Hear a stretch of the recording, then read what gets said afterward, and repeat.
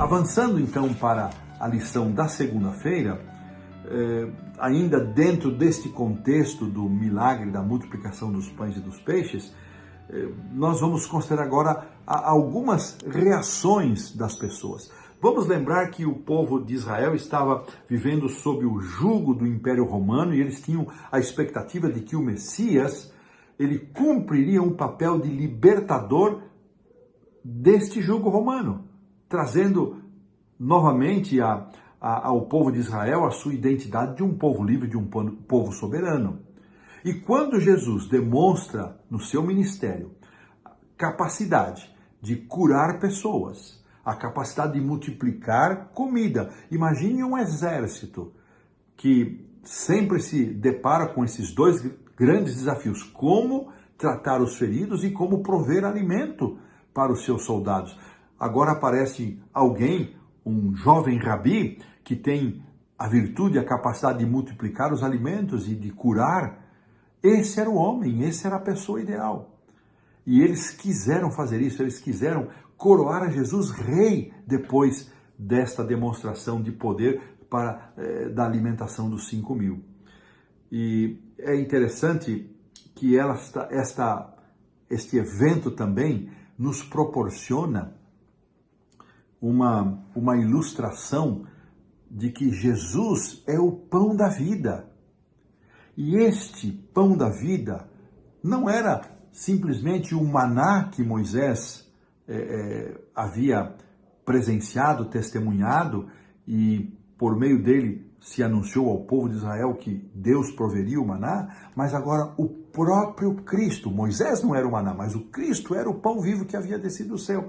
E esta declaração, eu sou o pão da vida, quem vem a mim jamais terá fome. O povo comeu maná e tinha fome, mas quem estava indo a Jesus não teria fome. Ela é a primeira das 7 declarações que aparecem no Evangelho de João, iniciando com o eu sou. Vamos recordar: eu sou o pão da vida, eu sou a luz do mundo, eu sou a porta, eu sou o bom pastor, eu sou a ressurreição e a vida, eu sou o caminho, a verdade e a vida, eu sou a videira verdadeira.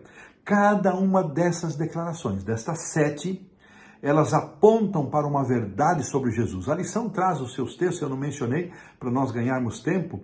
Essas declarações, todavia, elas se remetem a Êxodo 3, 13 e 14, em que Deus se apresenta a Moisés com esta expressão, eu sou. E ela aparece também aqui em João 8, 58. Jesus é esse grande eu sou que se apresentou a Moisés lá no Antigo Testamento e agora se apresenta ao seu povo, aos seus irmãos e a nós mesmos, como uma demonstração da sua divindade. Mas o que aconteceu? O povo ignorou isso. O povo ignorou. E eles, na verdade, eles estavam mais interessados na comida que perece. Eles estavam mais interessados. Quando Jesus dispersa a multidão e os discípulos também, no dia seguinte eles vão atrás de Jesus outra vez e vão atrás da comida. E Jesus tem um diálogo com eles e muitos, diz aqui o final do capítulo 6, muitos se retiraram. E a esse momento, a lição não traz isso, mas eu quero trazer isso aqui, os versículos 66 e 67, à vista disso, diz o texto, muitos dos seus discípulos o abandonaram e já não andavam com ele.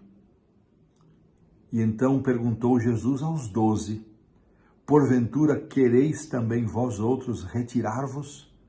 Eu vejo nessa pergunta, irmãos, o coração dolorido de Jesus, pela dureza do coração daqueles irmãos seus de sangue, pela incredulidade deles, pelo interesse puramente material.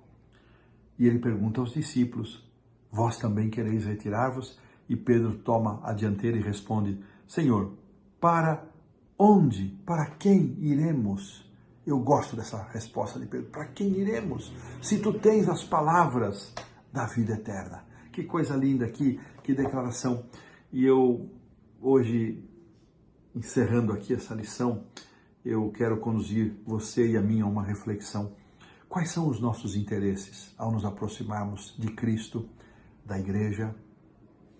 Será que interesses e benefícios pessoais, materiais, estão sobrepujando os interesses espirituais? E quando as verdades espirituais, a soberania daquilo que é espiritual sobre o que é material se patenteia, se coloca claro diante de nós, será que, como muitos daqueles discípulos, vamos também abandonar Jesus? Ou vamos responder como Pedro: Senhor, para quem iremos se tu tens as palavras da vida eterna? Onde está o nosso interesse em seguir a Jesus? Está nos benefícios, nos interesses que nós possivelmente poderíamos ter, ou está nas palavras da vida eterna? Que Deus possa nos abençoar, que ao relembrarmos este milagre, esse poder tão conhecido, o próprio autor não entra em muitos detalhes, mas ele tirou essas lições, essas comparações, tanto da Jesus com Moisés, depois essas 7 frases do eu sou, e a reação do povo, a incredulidade. E é interessante que ele ainda cita aqui um texto longo do Desejado. Eu não quero trazer o texto todo, mas muito interessante esse texto.